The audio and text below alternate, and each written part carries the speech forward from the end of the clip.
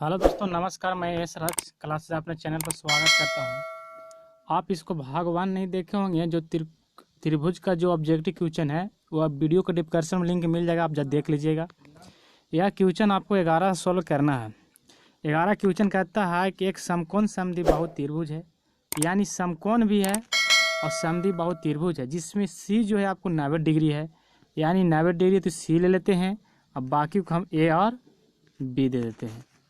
अब आपको ज्ञात करना ए बी की लंबाई ज्ञात करें। ए बी बताइए कर्ण होगा कि समकोण के सामने हो जाएगा कर्ण। तो ए बी की जो होगा अंडर रूट में निकालिएगा ए बी, तो कर्ण हो जाएगा तो लंब का स्क्वायर प्लस आधार का स्क्वायर। तो आप ए सी का स्क्वायर और बी सी का स्क्वायर कीजिएगा। तो आप बताना है कि देखिए समद्विबाहु त्रिभुज है तो कर्ण तो बराबर होगा नहीं, ये तो बराबर होगा नहीं। बराबर कौन हो जाएगा? तो ए सी और बी सी, यानी ए सी का स्क्वायर और बी सी स्क्वायर जोड़िएगा। तो सीधा बात आप क्यों नहीं लिख देते हैं? क्योंकि सभी जो ऑप्शन है अब ए सी में है, तो ए सी स्क्वायर ये लिख दिए और बी सी की प्लस में हम ए सी लिख सकते हैं। बोले कैसे? कि दोनों भुजा बराबर ना है, समद्विबाहु त्रिभुज है तो कर्ण तो बराबर होगा नहीं। तो ए सी आपको कितना हो जाएगा? 2ac square. तो यानी 2ac स्क्वायर। तो ए सी स्क्वायर का तो वर्गमूल हो जाएगा ए सी, लेकिन √2 का नहीं होगा तो √2 रहेगा। तो इसमें से सही जो ऑप्शन आंसर रहेगा जो आपको सी हो जाएगा, √2ac, यानी ए बी की लंबाई जो हो जाएगा √2ac हो जाएगा। चलिए, हमारे चैनल पर नए होंगे तो आप सब्सक्राइब कर लेंगे और दोस्तों के पास शेयर भी कर देंगे, आपका एक भी दोस्त छूटे नहीं। अब 12 क्वेश्चन क्या कह रहा है? 12 कह रहा है कि त्रिभुज ए बी सी में डी ई बी सी के समांतर है। तो सीधा है कि त्रिभुज है इस तरह से, इसमें डी जो है ये डी है और ई है, किसके समांतर है? बी और सी के। तो ऊपर हम ए दे दिए, समांतर है। देखिए मेरा क्वेश्चन कम रहेगा लेकिन आपको सटीक साबित करके आपका ऑप्शन देंगे। ऐसा नहीं कि आंसर ए होगा बी होगा सी होगा, इस तरह से नहीं। अब बताता ए डी बटा डी बी, यानी ए डी बटा डी बी दिया 5/3, यानी 5/3, 5:3। तो ए बटा ए सी, तो ए बटा ए सी। तो 12 का जो सही जवाब आ जाएगा वो भी आपको हो जाएगा इसमें से, 1 मिनट सॉल्व करके। तो आपको निकालना है ए ई बटा ए सी, यानी ए ई, देखिए आपको यहाँ डी था और ई था, बी था, सी था, ये 5 था, ये 3 था, तो ये था। तो ए ई, तो ए ई तो आपका 5 हो जाएगा, ऊपर तो 5 कम करेगा। और ए सी तो बताइए 3 ये होगा, 3 होगा। कैसे थेल्स पर आप जानते होंगे, किसी भुजा के एक भुजा खींचेगी समांतर रेखा से दो भुजाओं के एक ही अनुपात में बढ़ता है, तो 3 है, 3 ये भी होगा। अब ए सी की बात करता है तो 5 और 3 जोड़े पड़ेगा, तो नीचे कितना हो जाएगा? 8, यानी 5/8। इसमें से सही जवाब जो आएगा 12 का, तो 12 का आपको सी हो जाएगा करेक्ट आंसर। चलिए अगला तीसरा कह रहे हैं 13 क्वेश्चन। देखिए 13 क्वेश्चन क्या आता है कि दी गई आकृति में यदि डी समांतर बी सी तो एक्स का मान ज्ञात करना है। यानी थेल्स प्रमेय का नियम कह रहा है कि डी समांतर आपका बी सी है, तो आपको देखिए किसी त्रिभुज में एक भुजा खींची समांतर रेखा शेष दो भुजाओं के एक ही अनुपात में बढ़ता है, तो आप यहाँ से कहा कीजिए कि एक्स बटा जो 16 हो जाएगा, यानी ए डी बटा डी बी बराबर में कहा लीजिएगा ई बटा ई सी, यानी आप 34 बटा क्या निकालिएगा? 17। भागा करेगा उन्हें गुना करेगा, 16 जो भागा कर रहा है 34 क्या करेगा? गुना। तो 17 दूना 34 से कट गया और 2 जगह गुना 16 में क्या करेगा? गुना। 16 दूना कहता हूँ 32, यानी एक्स का मान जो आपको निकल के आएगा वो आपको हो जाएगा 32। कितना हो जाएगा? 32। अब चलते हैं ऑप्शन, तो इसमें सही जवाब जो हो जाएगा आपको इसका बी आपको करेक्ट हो गया, 32। अब चलते हैं हम 14 की। देखिए 14 क्वेश्चन क्या कह रहा है? दो समरूप त्रिभुज ए बी सी एवं डी ई एफ क्षेत्रफल का अनुपात निम्नलिखित में से कौन होगा? तो देखिए दो समरूप त्रिभुज हैं, तो एक है क्या? ए बी सी, और एक त्रिभुज है आपको डी ई एफ।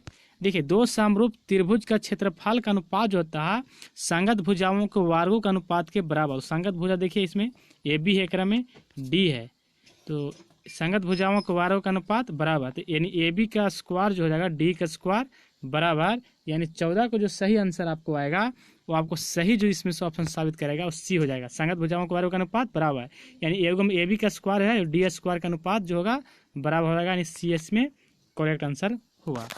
चलिए इसका थ्योरी भी अगर ना देखे होंगे तो आप मेरे चैनल पर देख लीजिएगा, प्ले लिस्ट में आपको मिल जाएगा। उसके बाद भाग 1 ऑब्जेक्टिव देख लीजिएगा और सब्जेक्टिव भी देख लीजिएगा, और इसका बाद 2 है ये भी देख लीजिएगा। अब चलते हैं 15 क्वेश्चन। तो 15 क्वेश्चन क्या कह रहा कि समबाहु त्रिभुज ABC की एक भुजा, यानी समबाहु नहीं सब भुजा बराबर है। तो समबाहु त्रिभुज है तो सब भुजा बराबर है ना। तो सब भुजा बराबर है, तो एक भुजा उसमें 10 सेंटीमीटर है और एक समबाहु त्रिभुज है उसमें एक भुजा का 5 सेंटीमीटर है। ABC और DEF के क्षेत्रफल का अनुपात निम्नलिखित में से कौन होगा। यानी एक त्रिभुज ABC क्षेत्रफल निकाले पड़ेगा ना। तो क्षेत्रफल का अनुपात जो होता है, तो क्षेत्रफल का अनुपात निकालिएगा फार्मूला से, तो आपको सही जवाब जो आ जाएगा 15 का। तो 15 का जो सही आपका आएगा क्षेत्रफल का अनुपात निकाल के D आएगा 4:1 आएगा। यानी ABC समबाहु त्रिभुज का क्षेत्रफल निकालिएगा और एक समबाहु त्रिभुज DEF का क्षेत्रफल निकालिएगा कि समबाहु त्रिभुज सब भुजा बराबर। तो एक 10 भुजा काम करेगा, √3/4 से निकाल लीजिएगा और भुजा स्क्वायर से, और इसको भी निकालिएगा और भागा कीजिएगा तो आपको 4:1 आ जाएगा, यानी D आएगा। चलिए 16 क्वेश्चन देखिए। तो 16 क्वेश्चन क्या रहा है आपको, देखिए वीडियो बड़ा होगा तो कोई दिक्कत नहीं है, आप देखिए कम क्वेश्चन हम सोल्व करेंगे वो अच्छा रहेगा, लेकिन आप समझिएगा। 16 कहता है कि दो समबाहु त्रिभुज का क्षेत्रफल का अनुपात दिया है 9:4, तो उनकी संगत भुजाओं का अनुपात क्या होगा। देखिए कोई भी समबाहु त्रिभुज या समरूप है, समबाहु त्रिभुज तो पक्का के समरूप हो गया, तो समरूप हो गया कि सब भुजा बराबर हो गया। तो देखिए क्षेत्रफल जो होता है ना, उन संगत भुजाओं को वारों का अनुपात बराबर, तो इसको हम वर्ग निकालेंगे। 3 का वर्ग निकालिएगा, 3 का रूट निकालेंगे, 9 का 3 आएगा और 4 का 2 आएगा, 3:2 होगा। यानी 16 का जो सही जवाब आएगा वो आपको B हो जाएगा करेक्ट। कौन हो जाएगा B, 3:2। चलिए अब 17 क्वेश्चन देखते हैं। 17 क्वेश्चन क्या कह रहा है, दो समरूप त्रिभुज के, ध्यान लगे आराम से, दो समरूप त्रिभुज के भुजाएं 1:2 है अनुपात में है, तब इनका त्रिभुज का क्षेत्रफल का अनुपात। ठीक है, समरूप त्रिभुज का क्षेत्रफल जो होता है संगत भुजाओं के वारों का अनुपात बराबर है ना, संगत भुजाओं के वारों का अनुपात बराबर, अब भुजा का अनुपात होता है क्षेत्रफल के वर्ग, तो इसका स्क्वायर कर देंगे। तो आप बताइए ये आपको भुजाएं का अनुपात दिया, तो 1 का स्क्वायर कीजिएगा तो 1 ही होगा, और 2 का स्क्वायर 2 दूना 4, यानी 1 का अनुपात कितना हो जाएगा 4। यानी सही जवाब जो आएगा 17 का, वो 17 का कौन हो जाएगा आपको D हो जाएगा करेक्ट, 1:4।